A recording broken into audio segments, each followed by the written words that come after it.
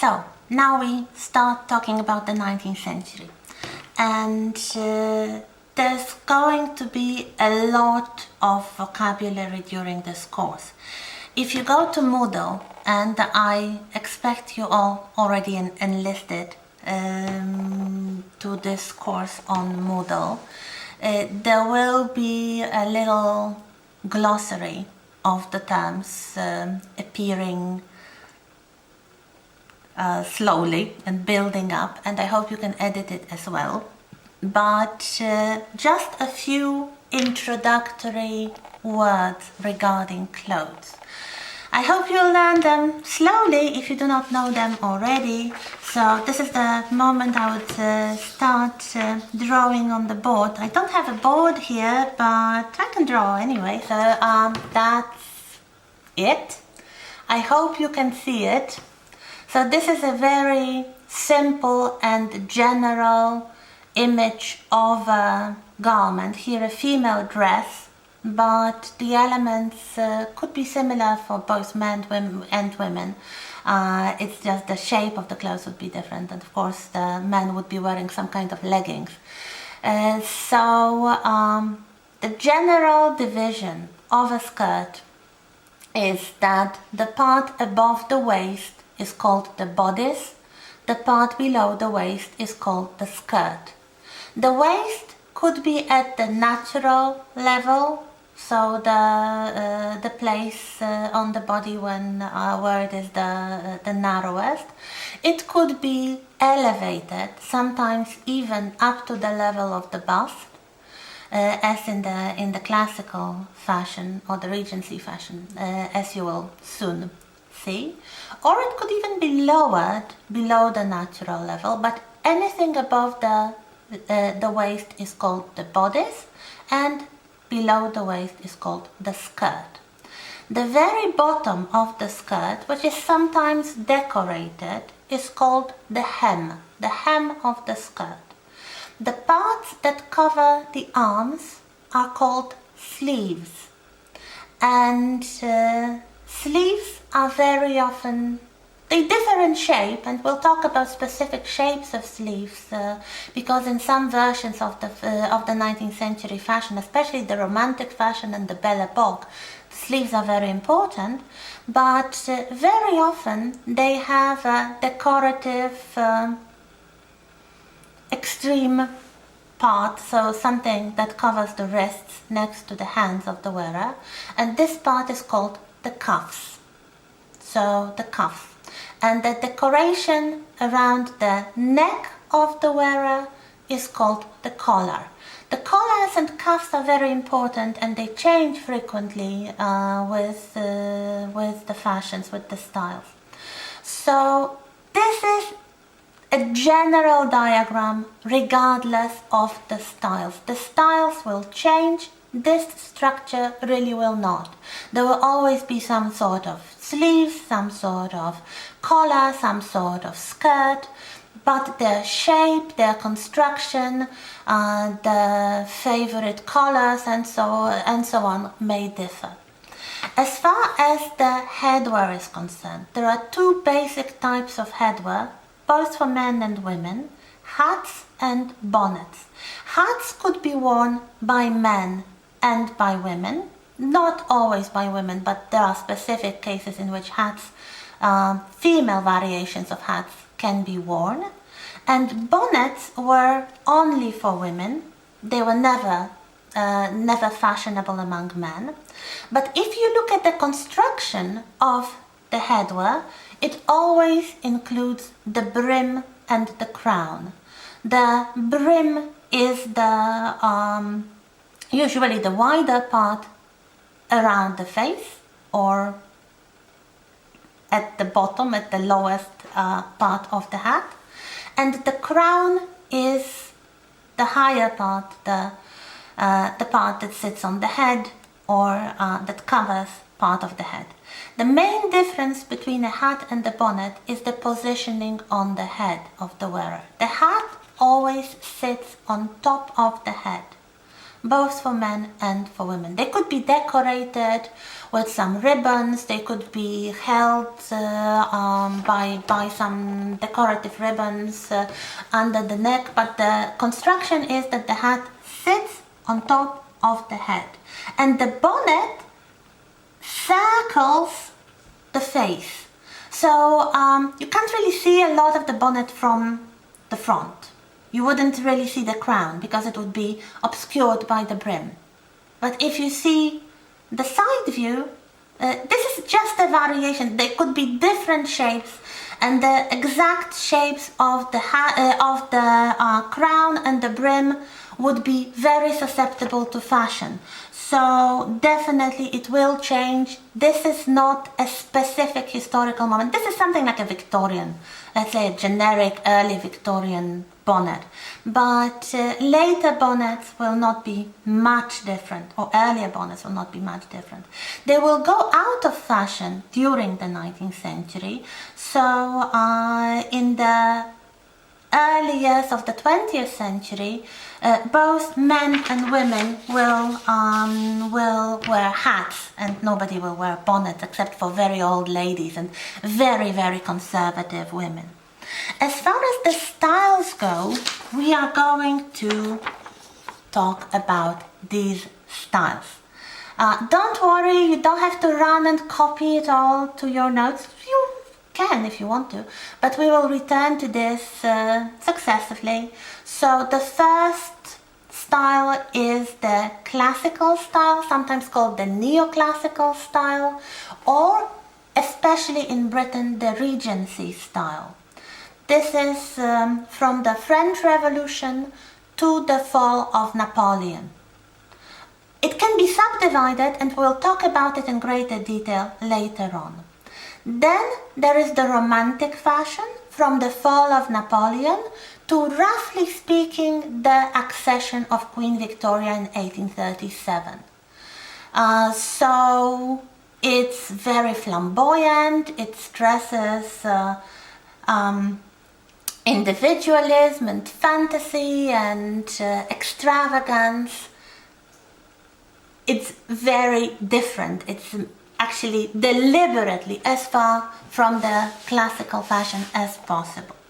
Then, with the very long reign of Queen Victoria, we can talk about Victorian fashion. So the reign of Victoria, 1837 till 1901, you can call it all Victorian era, Victorian style, but generally there are two styles here. The first style is the quintessential Victorian style that culminates in the popularity of the crinoline in the 50s and the 60s.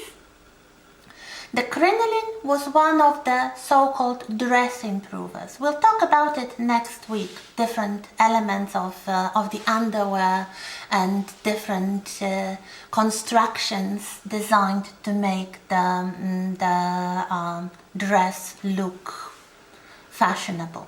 So when people talk about Victorian style, Victorian fashion, they usually mean the crinoline.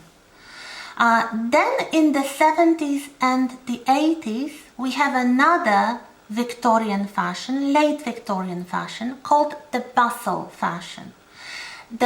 Another word that some of you may recall is the French synonym of the bustle, which is the tournure.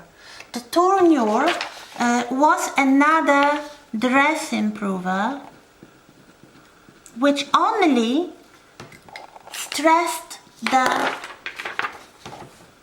upper back part of the skirt. So basically it emphasized the buttocks of the lady who was wearing that. It very often extended into the train, but this is the fourth fashion, the tournure fashion or the bustle fashion. And the last one is called the Belle Epoque, or in England it's called the Edwardian fashion. And this is the first fashion of the 20th century. After Queen Victoria died in 1901, her son came to the throne. He took the name of Edward VII. So his reign is called the Edwardian period. It wasn't very long. He died a few years before the outbreak of the First World War. But this is an interesting period in terms of fashion. So these 5 styles: the classical, the romantic, the crinoline, so the Victorian crinoline, the bustle, and the Belle Epoque. This is what we are going to talk about. And now I'd like to draw your attention to the transparency principle. It means that when the dress is fashionable, whatever the style, the current style, it is seen as elegant and beautiful, and usually it's believed to enhance the natural beauty. And this is connected with the work of one of the founders of the cultural history of fashion, a man called James Laver, who was the curator of the Victoria and Albert Museum, and he created the beautiful exposition of fashion there. So if you ever go to London, go to the Victoria and Albert Museum and see the part of the museum devoted to fashion. So James Laver started to think about what happens to a fashionable dress, and he came up with something that was called Laver's Law. He published it in the book called Taste and Fashion in 1945, so quite a while ago. And he tried to make sense of what he called the fashion trend life cycle. And let me draw you again a little diagram.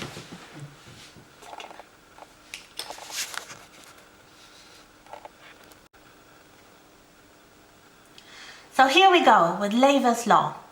Let's first look at the now moment. So imagine the most fashionable, up-to-date dress you can imagine. It's usually believed to be beautiful, elegant, smart. The current fashion is always believed to be just enhancing the natural beauty. If we look at what happened before it reached this status, a year ago, a year before it became the current fashion, it was daring.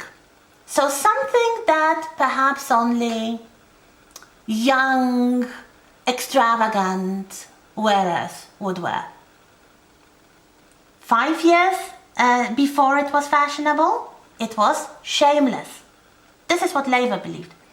So only the most provocative women, it mostly applies to female fashion because it's more socially symbolic, but only the most provocative women would wear it 5 years before it's the current fashion. And 10 years before, nobody would wear it. It would be called indecent and nobody would wear it. So this is what happens before a garment reaches its peak of fashion. You can think of an old dress that goes through all these stages, and you can think perhaps about the dresses from the time mentioned. So something, let's say, from 10 years ago, or something from 50 years ago. Just try to think. So what happens after this peak marked here with the star? Already next year, according to Laver, the same dress is deemed dowdy. So careless, something not no truly elegant woman would wear anymore. She would have a new dress. But if you are not very fashion conscious, if you do not care so much, if you are not rich enough to have a new dress every year, you can still wear it, but you will not be the paragon of fashion. And then something very interesting happens. The greatest fall within the first 10 years. So 10 years after the dress is fashionable, it's usually deemed hideous, horrible. How could I wear something like that? How could anyone wear something so repulsive? This is the moment when many once fashionable dresses get thrown away. So that is why relatively few historical garments survive, because they reach relatively quickly, within 10 years, 15 years sometimes, it really depends, but the more fashionable the dress is, the more up to date it is now, the more dramatic this fall will be. So 10 years later, it's hideous and it usually gets thrown away. And then, as you can see, slowly, like decade by decade, it gradually regains its position, never reaching the position of something elegant and smart, but becoming gradually a beautiful historical object, something appreciated for its historical beauty, for its craftsmanship, for its just aesthetic value without the value of the fashion. So 20 years later, it's no longer hideous, but it's ridiculous. You wouldn't really wear it anymore. It's kind of funny, and you make fun of the old photographs of yourself wearing that, or people from 20 years ago wearing these things. Then it's amusing. So, as you can see, it's getting more and more accepted, probably by the generation of the daughters that find these things in their mother's wardrobes, and they wear it for fun, they wear it ironically. So it's amusing, then it's quaint, a kind of capricious, so a young, slightly extravagant girl would wear it. No longer the original wearer, she would think it's no longer wearable, but the next generation would rediscover this fashion, probably around this time, 20 to 30 years later. Within 70 years, it becomes charming. So it's really becoming a beautiful piece of history, something good for dressing up, something good for fancy dress parties, so charming, then romantic, and then, as Lever says, within 150 years. But I guess it's now really accelerating. You don't need to wait that long. This is the original table, but I think it's now quicker. It becomes something beautiful as a historical object. So no longer an elegant, smart garment, but something appreciated for its purely artistic, aesthetic value. And now I would like to show you a few images. You'll have those images in Moodle, just the illustration, but I'd like to show them to you here. First, cartoon from Punch. We are going to use quite a lot of cartoons in this semester, because they make fun of fashion, so they exaggerate the important bits of fashion. So the first two show two ladies coming to a ball, so they would need to be fashionably and elegantly dressed, wearing wrong dresses. So when the crinoline is in fashion, they come wearing narrow dresses. When the narrow dresses are in fashion, they come wearing crinolines. And they are always ridiculed in the same way. So they are ridiculed because their clothes, their wrong clothes, do not reflect the natural beauty of a female body. So, this is really the transparency of fashion. And then there are a few images, a few portraits by a French portraitist from the early decades of the 19th century, Jean-Auguste Dominique Ingres, a very successful painter who lived long enough to portray people wearing different styles. So here we have one showing a woman with her young son, clearly wearing a neoclassical dress, and then two ladies portrayed in drawing wearing romantic dresses. And I chose these images because these women do not look like fashion models. If you look at fashion magazines, everybody, even in the drawing, not only the photographs, looks like a fashion model. They are young, slim, proportionately built, and most people do not look like that. And fashion was worn by everybody. So you would have here a woman who is not very slim, and she is wearing a fashion that supposedly complements the slim figure. Well, she was wearing that, and while it was fashionable, she probably believed she looked good. She doesn't look that bad, really.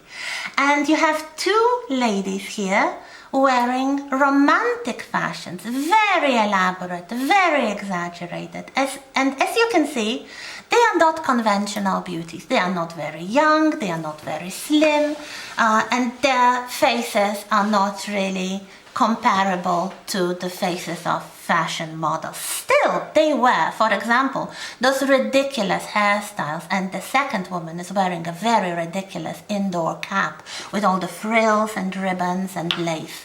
Why? Because it is fashionable. Because at that time, here in the 1830s, it was believed to be the elegant thing, the appropriate thing, and also the thing to enhance the natural beauty.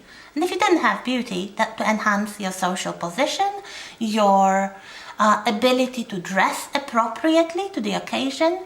And this is quite an interesting comment on the transparency of fashion. The next three images are photographs from the Edwardian period and slightly later from the interwar period, showing three women dressed for the same occasion, namely the presentation at the royal court. This was the most formal and the most formalized occasion regarding the fashion. So, as you can see, some elements remain very stable. We'll talk about it in some greater detail later on. All these women have some sort of train or veil. They have a feather headdress. They have gloves. And they would have flower decorations. You can see, at least in one of those photographs, flower decoration as well. This was required by the court protocol. Otherwise, the dresses could be contemporary, elegant dresses. And as you can see, they follow contemporary fashion. From the Belle Epoque in the first photograph and from the interwar period, so visibly shorter dresses. For everybody, as you can see, those ladies are perhaps not the youngest, but they still wear short dresses, which would be inappropriate earlier and perhaps even later. But in the 20s, this was the elegant thing. The last element I would like to show you regarding the transparency of fashion is the fashion for children, especially formal fashion for little girls. The girls that would accompany their mothers on some social meetings and let's say outings requiring better clothes, like going to church on Sunday. And you see three images from three different styles. The first one from the 1820s, this is the romantic fashion, we have a woman and a girl, and the dresses they both wear are very similar, with one exception: the young girl's dress is shorter, because children's dresses were shorter most of the time, except for the neoclassical period. But from Romanticism onwards, that's what happens. But the shape of the skirt, the shape of the sleeves, even the shape of the headwear is very similar. The next fashion plate, so the illustration from a fashion magazine, shows the crinoline period from the 50s. And you see some women and two girls dressed in little crinolines. They are shorter than the adult women's, but the shape is the same. And this would not be seen as funny or ridiculous. This would be seen as appropriate and elegant. Probably the most drastic image is in the third fashion plate from the Bustle period. So we only have young girls here. You can see they are very young because their dresses are short, but still they have like miniature bustles. So the construction beneath the back part of the skirt that emphasizes the back part of the skirt. The hats and the hairstyles and the shape of the bodices is just as it would be for an adult woman. The only exception is that for the girls, the dresses are shorter. So the last set of images will show you the interiors.